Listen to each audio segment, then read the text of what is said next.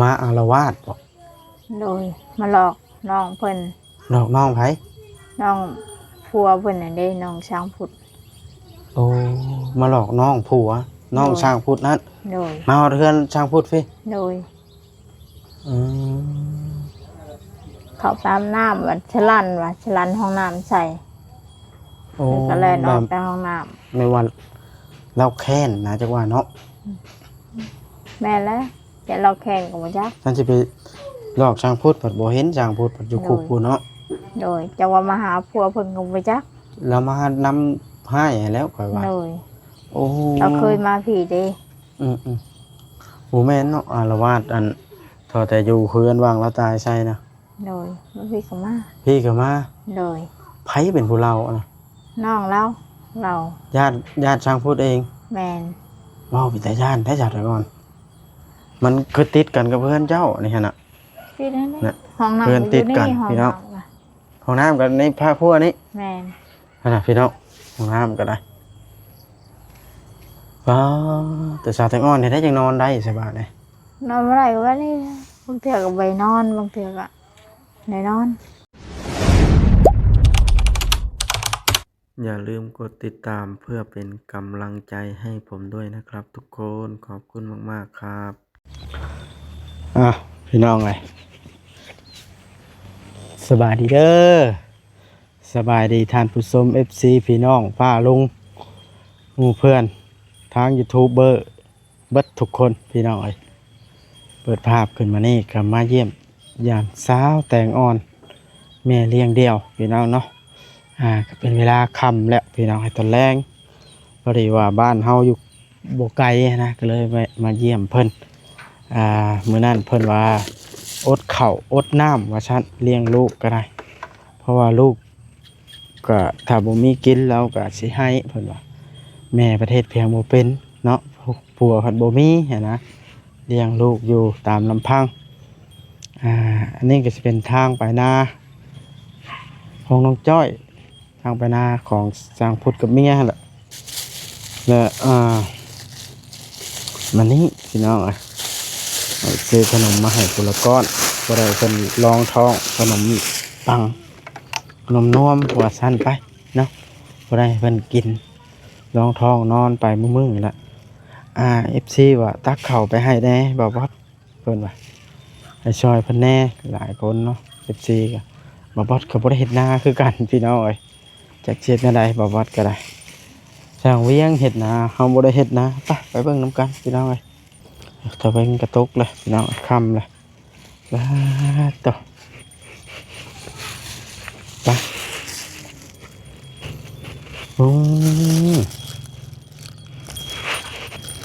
ผลขยะเนี่ยจักเล็กจักหน่อยแล้วได้นี่พี่น้องจอดนี่เยี่ยมมันก่อนเป็นเห็ดอย่างเดียวสาวแตงอ่อน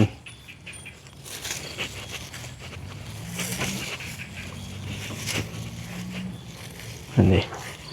เราหานกูกระเสกลงมาเห็ดพื้นด้วยนี่อันนี้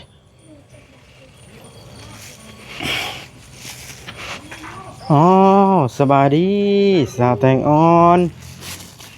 สบายดีอ้อยตัดผมสั้นตลอดเนาะ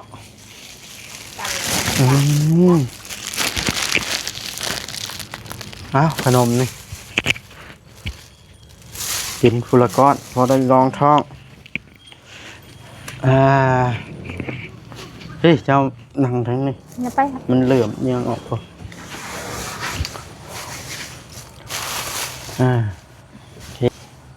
เป็นอะไรมาเนี่ยพาลูกพาเต้ากินข้าวกินน้ำกับยังยังไม่ได้กินข้าวนี่เขาเอิ้นไปกินตามข้าวปุ้นกินนี่ว่าดอกยังไม่ได้กินข้าวยังไม่ได้กินจอยชอมขาดสารอาหารชาแตงอ่อน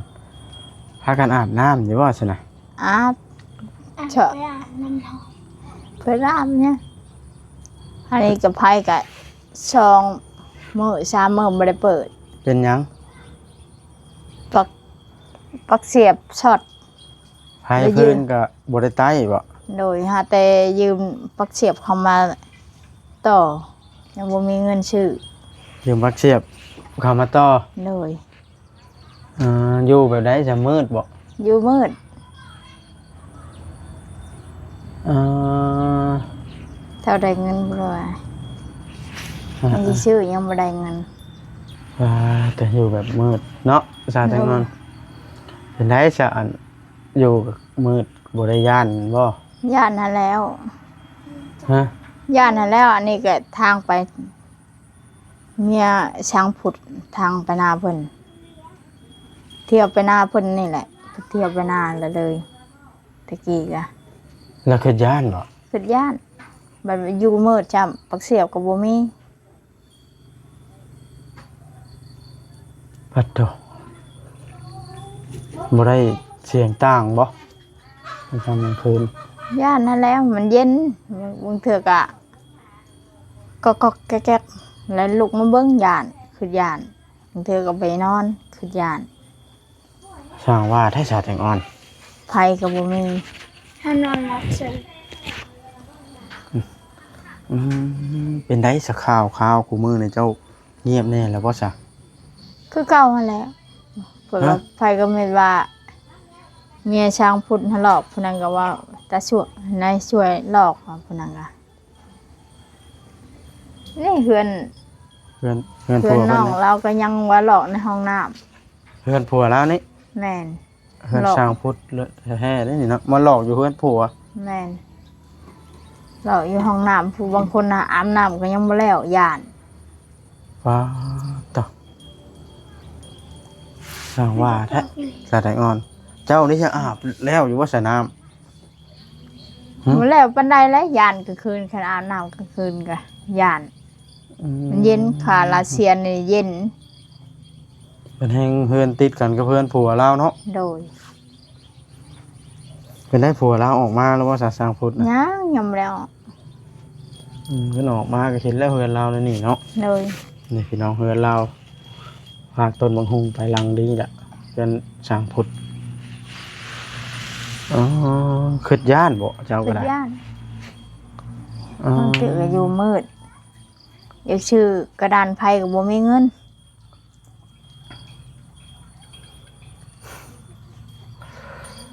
เป็นไรจ้ะข้าวเที่ยวไปกินแต่เฮือนแม่อยู่หันเฮือนน้อง บ่เกรงใจเพิ่นบ่ เกรงใจอันใดบางเทื่อก็บ่ได้กิน อดเอาว่า แม่นยานเพิ่นเว้าเด้คิดแต่เฮือนเพิ่นหลาย แต่เก่าเคยมีครอบครัวแบบอบอุ่นมีพ่อเด็กน้อยเนาะ โดย แต่นี่บ่มี บ่มีหยังแล้วแหละอาศัยไผก็แบบนี้ไผก็ครอบครัวไผครอบครัวมัน อ่า อาศัยน้ำเขาก็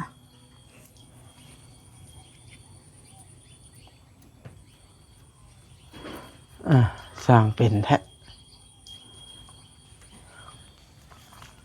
เจ้าก็บ่ได้ไปจักเทื่อบ่ทั้งอันเฮือนอันน้องหมายผู้มือนี่ บ่ได้ไปเทื่อคาราเซียนี่ เป็นหยังยังบ่ไป ย่านนี่แหละ ฮะ จะมาเลยลูก ย่าน ย่าน มันเป็นแต่ย่านเนาะสาแตงอ่อน โดยพิตาย่าน ข่าวแห่งลือกันว่า มาหลอกอยู่เพื่อนช่างพูดพี่ โดย ไผเป็ หล น อก ผู้ น้องเราแหละน้องเราแหละ น้องช่างพูดบ่ แม่นผู้ยังบ่ได้เมียจักเทื่อ ผู้ชายบ่ แม่น แล้วเล่าบ่หรือว่าจังได๋น่ะ แล้วเรา อืมมันเป็นแบบใดน่ะเราน่ะเว้าให้ฟังหน่อย ห้องน้ำมันคือว่าเพิ่นฉลันนี่แหละห้องน้ำก็ ฮะ คือว่าฉลันนี่แหละสิเนือนห้องน้ำค่ะ ห้องน้ำสะเนือน โดย คือเพิ่นฉลันนี่แหละ คือเพิ่นสั้นใช่ แม่น อาบน้ำบ่แล้วเลย โดยเอาน้ำมาแล้วเลย เอาแล้วบาดแต่เจ้าก็จะอาบน้ำเดินทางไปนาลาซ้ำอันนี้ โดยยังญาติแล้วทางไปนาเรา ฮะ ทางไปนาละทางไหนก็แม่นแหละ ก็ หนู แม่นละเที่ยวอยู่เนาะ แม่น เราไปลัดทางนั้นไปทางโค้งเนาะ แม่นทางนั้นมาขี่รถ ทางนี้เรา จาก เป็น ไป ย่าง อัน เนาะ นี้ย่างทางมันหยาบมันย่าง อ้อยแล้วจะนอนนะแม่อยู่ว่าสักกมือนี่อยู่ปล่อยให้แม่นอน เอาแต่ ผู้เดี น ยว อนช่องช้ำคืนนี่แล้วค่ะบ่มีไฟนี่แหละ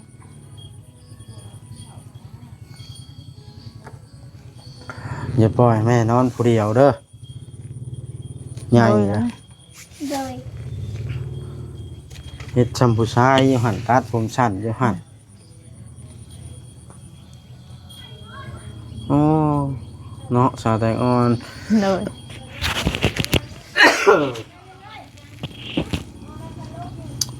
ปัดตกสร้างเป็นอะไรนี่เนาะ โดย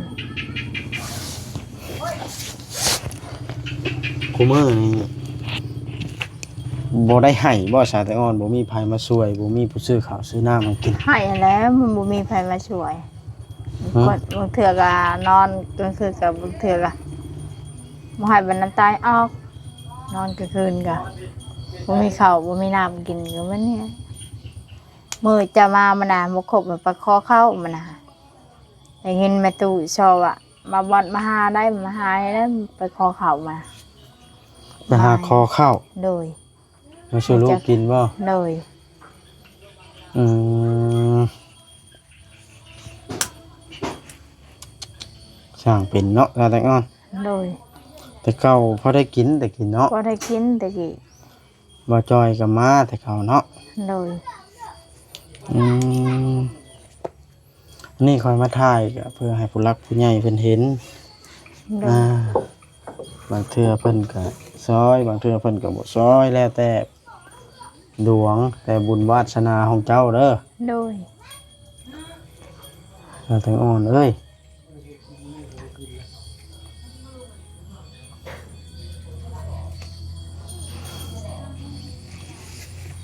อ้อยบ่มีส่งขายาวบ่จังบ่ใช่ใครคาเป็นกวาดเพิ่นล่ะฮะ มีก็ได้มันจงตัวซื้อมามันขาด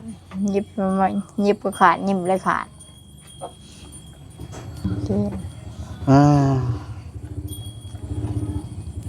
เมื่อยใจเน้องสาวแต่งอน โดย แล้วคุมือนี่บ่ได้ไป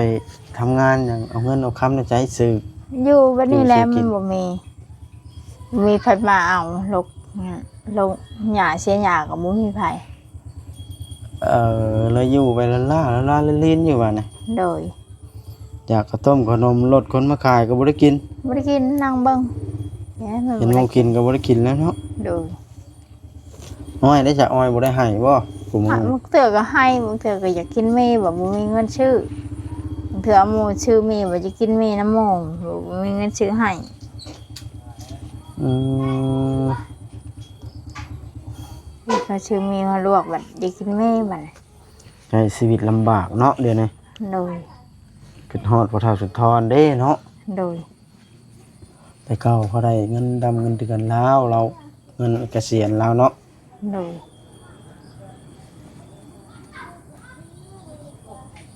อ่า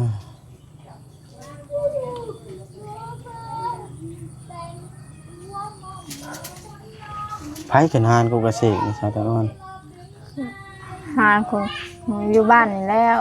ขึ้นไปบักผูเขาคือผูเขาเป็นขึ้น เสียงเขาร้องเพลงมาอยู่เพื่อนหลังนี่ ชาว เนาะ ตุ๊กตา โดยอย่ามันหักถึงสายไฟนี่แหละให้เขาบักลง อืมอืมเก็บไว้กินเด้อขนมก็ซื้อมาให้นะ โดย พอลองท้องพอได้รับได้นอน โดย กันไปทำงานกล้องดิเพิ่นบ่เอาว่าเจ้าจังบ่ไป บ่เอา ชาวตุ๊กตาไปเห็นแหละ นั่นแหละอย่างว่าน่ะไปเฮ็ดน้ำสาวลูกตาเพิ่นบ่ฮับเนาะ โดยเขาบ่ฮับ อืม เขาเขียนหนังสือ เขาเป็นนั่นคือเขาบ่เป็นเด้ อืม เดือนหน้านี่ก็เปิดเทอมแล้วน้องอ้อยได้ซะ บ่มีเงินนี่แหละ สิ อยาก ได้ ล ล ง งอยู่ว่าปีนี้ ไปลงเครื่องก็บ่มีเครื่องนองก็บ่ได้มี แม่นบ่อ้อย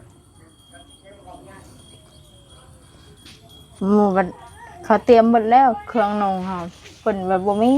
เดียว เออ กายนั้นเขาไปชิโนหมดแล้วซื้อเครื่องมานงที่เชื้อขาวหยังปุ่มชอ อืมซ้ำสิลำบากเนาะ โดย ในอนาคตแห่งกระเต็กบาดอ่านบ่ได้เขียนบ่เป็นชีวิตไผก็ บ่ง่ายเนาะสาวแตงอ่อน โดย ไปคอข้าวนะคอข้าวสารบ่หรือคอข้าวเหนียว เขาชุกนี่แหละเขา คอข้าวปั้นนี่ โดยเขามาเขาจกข้าวปั้นมาเอาข้าวปั้นมาให้ลูก พอได้กินนะบ่ โดย อืมตำบุกคอได้จะเฮ็ดอะไร พ่อคอก็บ่ได้กิน บ่เจ้าบ่อายหมู่ว่าสาวแตงอ่อน อายให้แหละ มาทำบ่จักได้เฮ็ดบ่ เฮ็ดย่าไผสิช็อต เขาจะดึงไป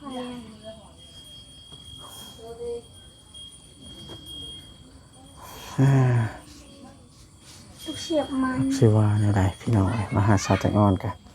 ฟังเราเล่าให้เป็นตาอีต้นนั่นช่วงดำนานี่เจ้าก็ไปดำนาเนาะ โดย เกี่ยวข้าวก็ไปเกี่ยวข้าว โดยช่วงดำนามันได้กินมึงแต่จกมาแต่นาเขา ช่วงนี้บ่ได้กิน โดยไม่ได้กินช่วง อืมมันบ่ได้กินช่วงนี้มันบ่มีงานเฮ็ดเนาะ โดย โอ้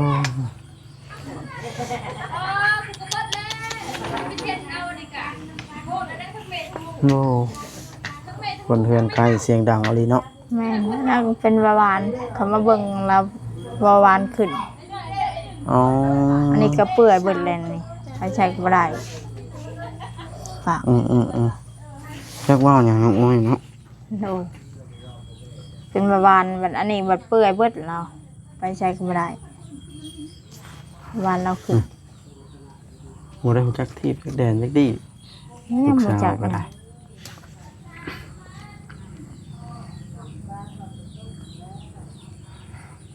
ลูกผู้เฒ่าสุดท้อนได้นี่เนาะ แม่น แท้ๆบ่ แท้ๆแล้วลูกอะไร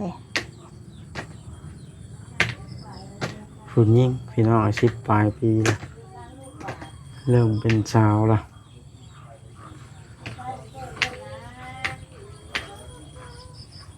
อ่าสู่ไปแล้วสาวแตงอ่อนเลย โดย เป็นอะไรซะมันได้เป็นละคันมีผัวยังวะเจ้าบ่หาผัวเฮ้ย บ่มีไผเอาดอก บ่มีไผเอาเนาะได้เจ้าจักปีแล้วจังหวะบ่มีไผเอา หืม 30 ปีนะ 38 ปีบ่ 30 ปี ฮะ 30 ปี 35 36เนาะ โดย ไป37 38นี่บ่ จังแรกก็ว่า30 ปี ประมาณ38เนาะ แม่นเขาก็ไปจือทำไม่เท่าไปจือ อืม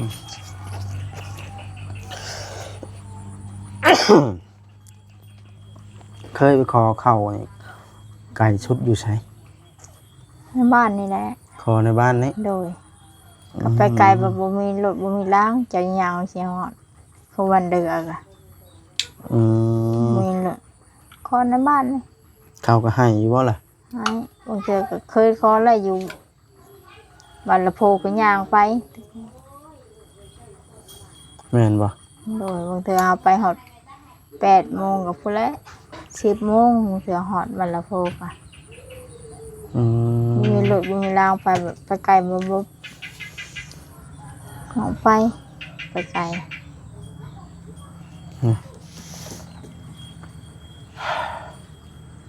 สรุปตอนแรกมานี่นี่บ่ได้มีหยังชูลูกกินมานี่ โดยบ่มีหยังมานี่